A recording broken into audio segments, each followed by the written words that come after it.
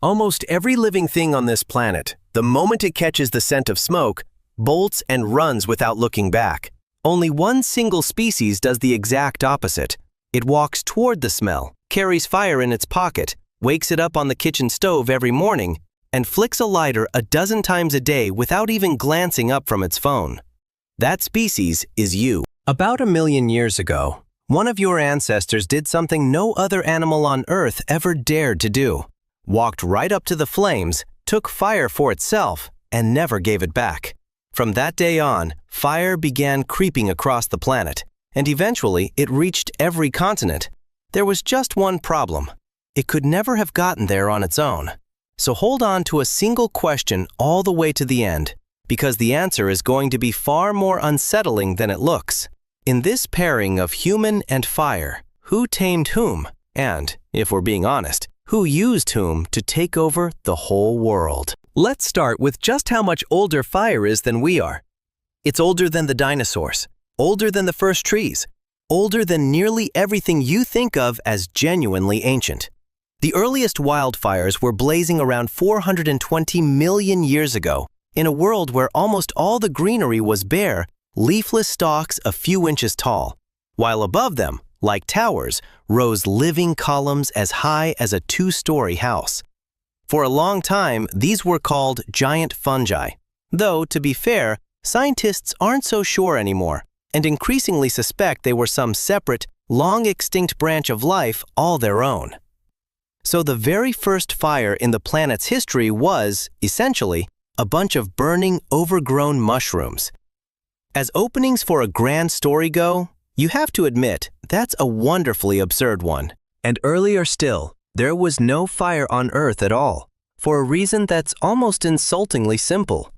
Flames, exactly like you, need oxygen.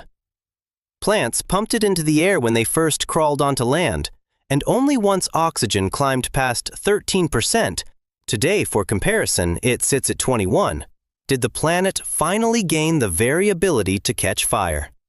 After that, only 2 things were needed: fuel and a spark. Plants supplied the fuel reliably enough, but for hundreds of millions of years, the only match on the whole planet was lightning from the sky. Back in the coal ages, forests burned so regularly that part of the coal we dig up today is, if you look closely, the fossilized smoke of those ancient fires. A vast, ancient, blind force ruled the land, and seemed to be waiting for something. Or rather, someone.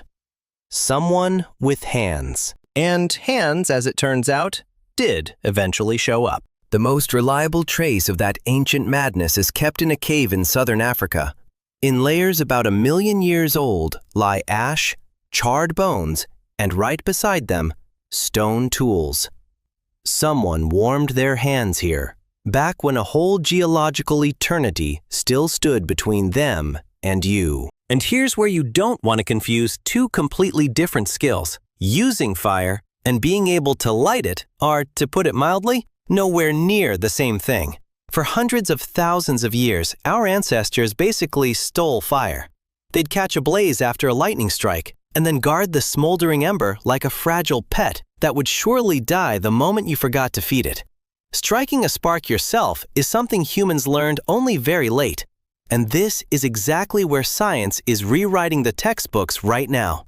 Fresh finds in eastern England show that as far back as 400,000 years ago, someone was carrying bits of pyrite onto a campsite, a mineral you couldn't find within 40 miles of the place, to strike it against flint and throw sparks. Beside them lay stone hand axes cracked by heat of well over 1,000 degrees Fahrenheit and reddened, baked earth. This is the earliest known evidence that humans were no longer scavenging someone else's fire, but briskly making their own. That same simple trick, flint and pyrite, survives all the way down to the famous Iceman who died in the Alps 5,300 years ago. In his pouch, they found flint and pyrite, a tinder fungus, and a birch bark container for carrying a live ember. A Stone Age lighter and a Stone Age thermos at once, prudently, both at the same time. But the truly brazen thing fire pulled off was something else entirely. It started digesting our food for us. Almost 800,000 years ago, on the shore of an ancient lake, someone was already roasting carp as big as the fishermen who caught them. The first hot dinner in history. And, by the way, hundreds of thousands of years before the first hamburger. According to primatologist Richard Wrangham, and I'll be upfront, this is a hypothesis, not a proven fact. Cooking works like a stomach moved outside the body. Cooked food is softer, gives up more calories, and barely needs chewing.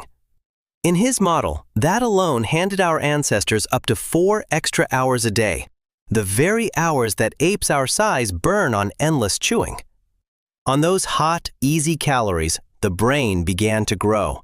An organ that eventually today burns roughly a fifth of all your energy while lifting nothing heavier than a spoon. Meanwhile, the jaws and the guts, no longer needed at full size, shrank instead. And the body, it seems, is still sincerely convinced that someone will cook its meals for it. Even modern raw foodists, with all their grocery stores, blenders, and home delivery, lose weight uncontrollably. Men by about 22 pounds on average, women by a full 26. And in a third of women under 45 on a raw diet, the menstrual cycle falters or vanishes altogether. And among the strictest raw foodists, in nearly half. Put simply, we've completely lost the ability to live on raw food alone. And the swollen brain immediately came up with its next trick. How to use that same fire to get out of Africa. For a heat-loving creature, Ice Age Europe offered nothing worth the trip. One night in the cold, and you're simply someone's dinner, gone cold before it's even served. But humans figured out how to carry a piece of the equator with them. Smoldering coals in a horn, a torch in hand. And to places no lightning bolt had reached in hundreds of millions of years, fire finally arrived on 2 legs. Above the Arctic Circle, across 60-plus miles of open sea to Australia at least 50,000 years ago, and then into both Americas. Once settled, humans began reshaping entire continents with fire. Aboriginal Australians burned the land on a deliberate system for no less than 11,000 years straight, so thoroughly that even today their fire keeps vast stretches open, never letting the forest close back in. But fire staged a second takeover too, far quieter, deeper, and more invisible than the first. Fire has one property that's easy to miss behind the smoke and the crackle. It simply pushes the night back. Before the campfire, the day for any animal ended with the sunset. In the dark, you either sleep or very quickly become someone's prey. But fire handed humans a few entirely new hours that no creature had ever had before. Too late to hunt, too early to sleep. The anthropologist Polly Wiesner spent nearly 40 years living alongside the Kalahari Bushmen and noticed something strange. By day, their conversations are all business. What broke, who quarreled with whom, where the water is now, whose tracks those are. But the moment it gets dark and the fire flares up, the very same person's speech changes beyond recognition. At night, they barely talk shop. More than 80% of everything spoken around the fire after sunset is stories. About ancestors, about people hundreds of miles away, about spirits, about things no one has ever seen with their own eyes. It's around the fire that the thing which makes us truly strange among animals is born.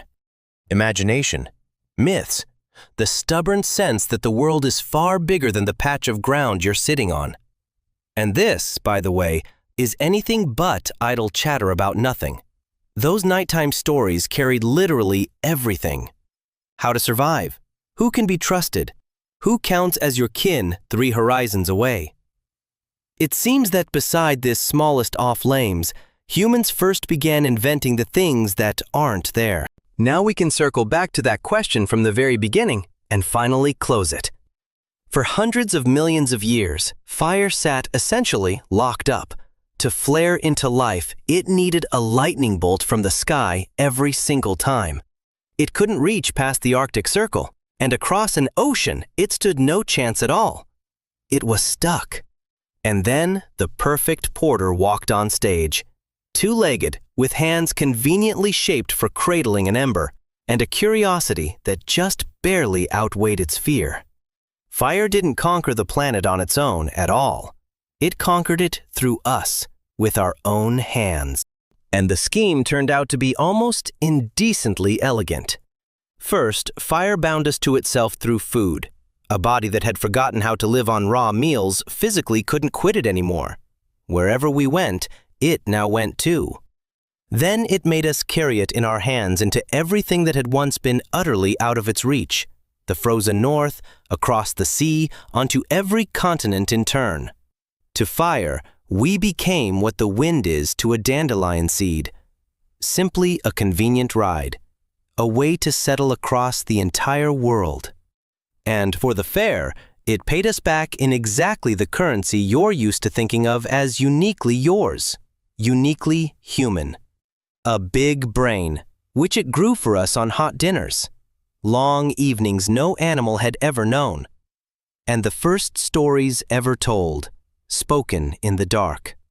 What we proudly call taming fire is, if we're being completely honest, what fire very quietly did to us while we were dead certain that we were the ones in charge. So next time you flick a lighter on autopilot without even looking at it, pause for a second and take a closer look.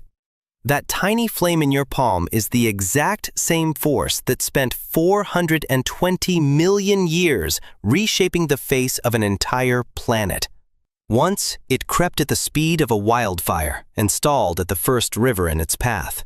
And then it found you, and in no time settled everywhere it could never have reached on its own. This is what a real conquest looks like. And it looks nothing like the movies about the end of the world. The planet didn't burn to ash. It's just that now, fire burns everywhere we are. We're so used to thinking that we're the ones holding the match. But it seems that all this time, the match has calmly been holding us. Exactly how, on our hands and feet, it calmly made its way around the entire globe. And in the next episode, another familiar household thing you consider a purely human invention of your own, even though it's older than you by a good few tens of thousands of years. Subscribe so you don't miss it. And if this episode made you look at fire differently even once, hit that like button.